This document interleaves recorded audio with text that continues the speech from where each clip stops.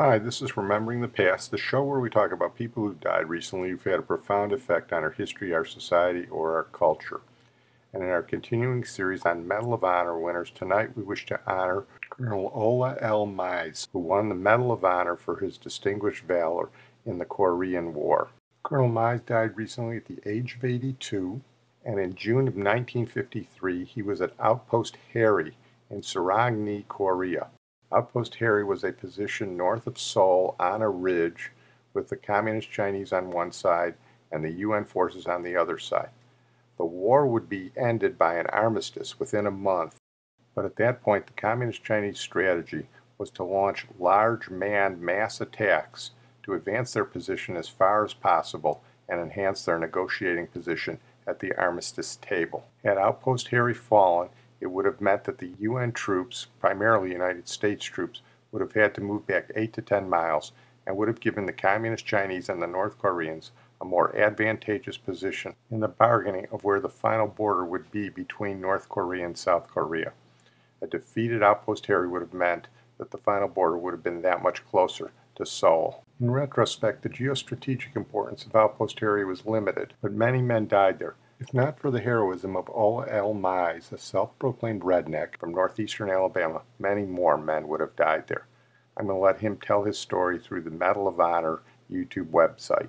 I was born in Marshall County, and when I was 6 months old, my family moved to Alabama City there because that's where the cotton mill was.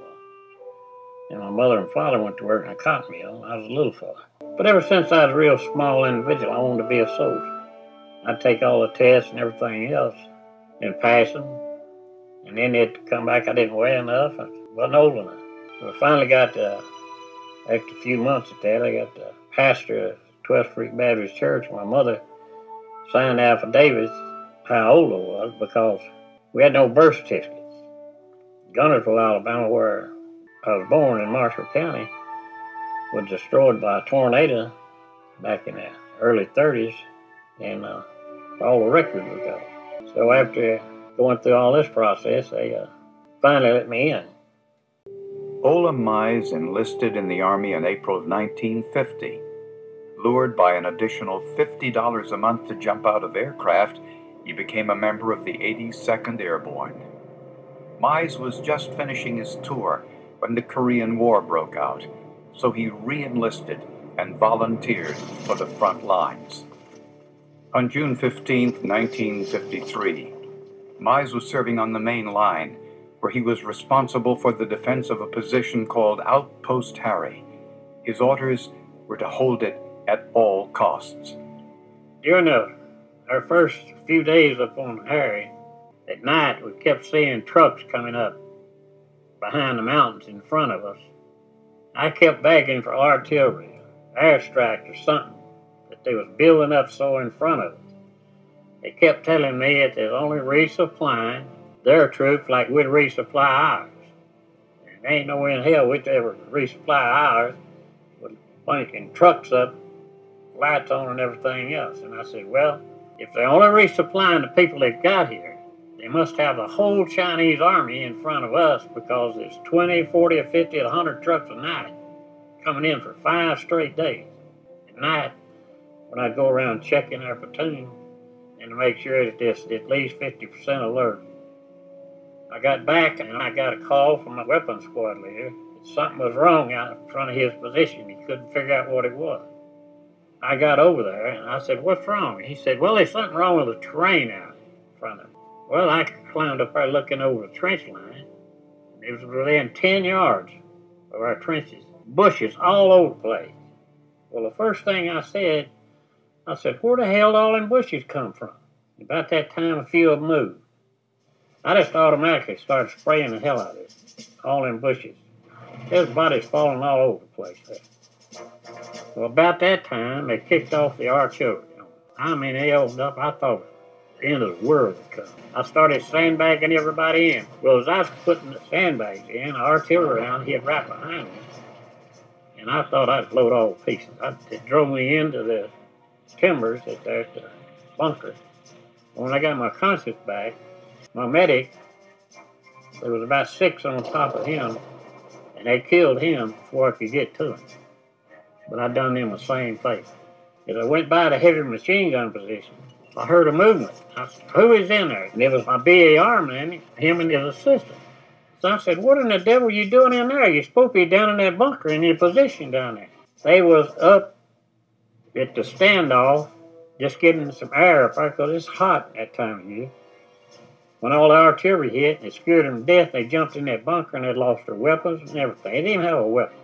Well, there ain't no time to chastise people on the circumstance. So I told them, I said, "Here's my empty magazine. Start loading them things. You got a case of carbine ammunition." And about that time, they started pouring over the trench line.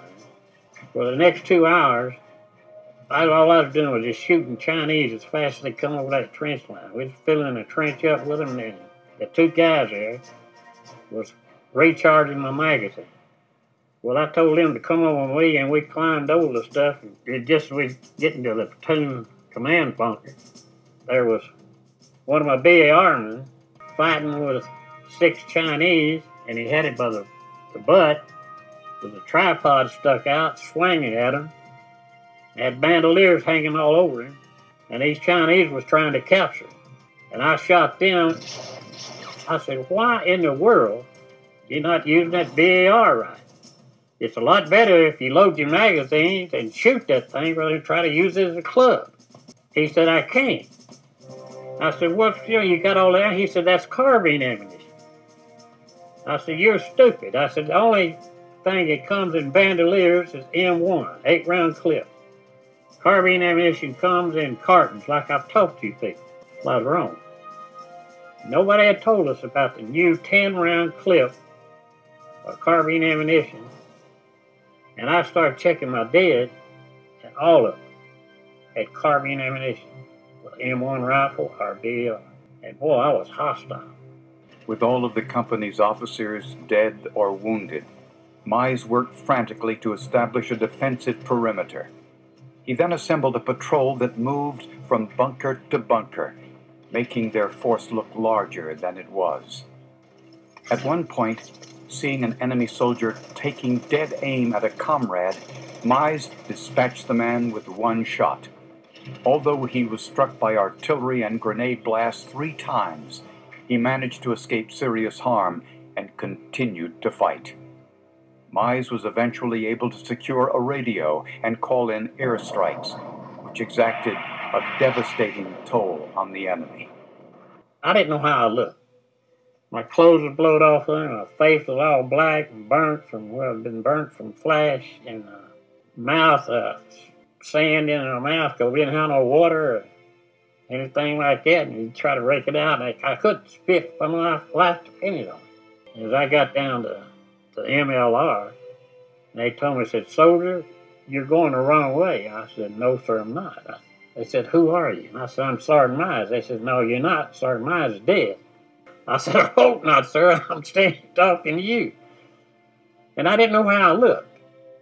I couldn't recognize myself either. Well, the orders of the 15th Regiment were to hold Outpost Harry at all costs. In all told, 3,500 Chinese assaulted the position, and massive artillery fire, 90,000 United States and 30,000 Chinese shells decimated both sides. K Company and the reinforcing units of about 100 ejected the attackers from the trenches in close combat. Chinese returned for over a week with massive manpower, but were never able to overtake Outpost Harry. Only a small number of the original defending company were able to survive, most of them due to the bravery of Corporal Mize. Here's U.S. newsreel footage of him receiving the Medal of Honor. In Korea, Sergeant First Class Ola L. Mize of the 15th Infantry Regiment, 3rd Division, is honored by his entire regiment as he is awarded America's highest military decoration, the Congressional Medal of Honor. He is congratulated by Major General C.G. Canham and other officers as the regiment passes in review. During one of the last major engagements of the war, Sergeant Mize killed 65 Chinese Reds during a 14-hour battle at Outpost Harry, a hero of whom the nation is proud. Here's Corporal Mize describing his meeting with President Eisenhower for the Medal of Honor.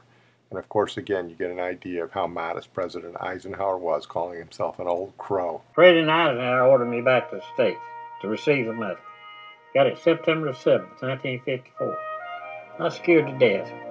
Had to hear a little country boy from northeast Alabama redneck meeting the President of the United States. It was unreal. And he stood there and talked to me, put the medal around my neck. And he seen how nervous I was. And he told me, he said, I would be too. If I was as young as you was, looking to old crow like it. It just broke the ice.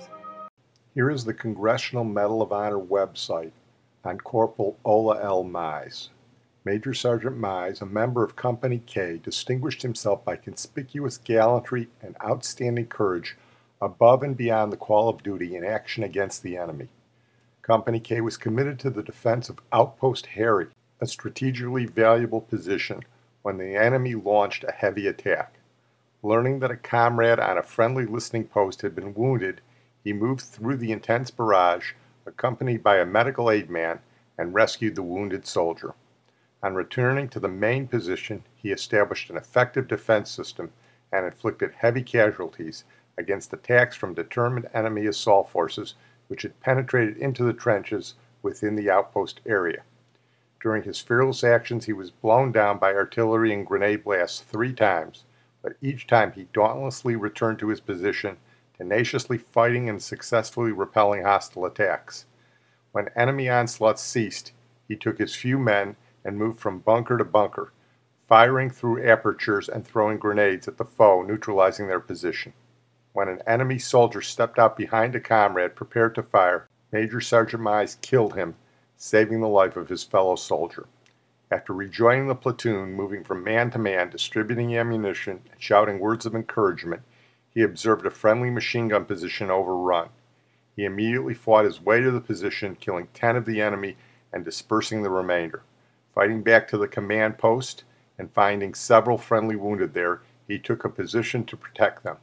Later, securing a radio, he directed friendly artillery fire upon the attacking enemy's routes of approach. At dawn, he helped regroup for a counterattack, which successfully drove the enemy from the outpost. Major Sergeant Mize's valorous conduct and unflinching courage reflect lasting glory upon himself and uphold the noble traditions of the military service. Colonel Mize went on to fight in Vietnam, and here he talks about what he learned at Outpost Harry about custodying his men's welfare, the code he lived by. I made myself a promise over there if I stayed in the military or had any kind of authority, what happened to me on Outpost Harry and my people, that's the way I looked at it, my people, because I was the one taking care of them. It would never happen again. I didn't care what happened to me personally. I come from the old school. If you can take all the principles of leadership and traits and put them under one thing, it's called custodian men's welfare. You can put everything under that umbrella. I've lived with that code. It cost me a lot of heartaches, but it's worth it, every bit of it. Well, I'm going to close on that note. I want to thank my producer, Sid Tepps. On that June day in 1953, Corporal Mize and his men were told to hold Outpost Harry at all costs, and their motto after the war became, "We held." Corporal, then Master Sergeant, then Colonel Mize, we cannot thank you enough for holding that day. "We held" is the appropriate motto for you, and our gratitude is unlimited. You are the type of soldier and the type of man that made our country great, and there is no way for us to completely express all we owe you and the men like you, those who survived and those who didn't.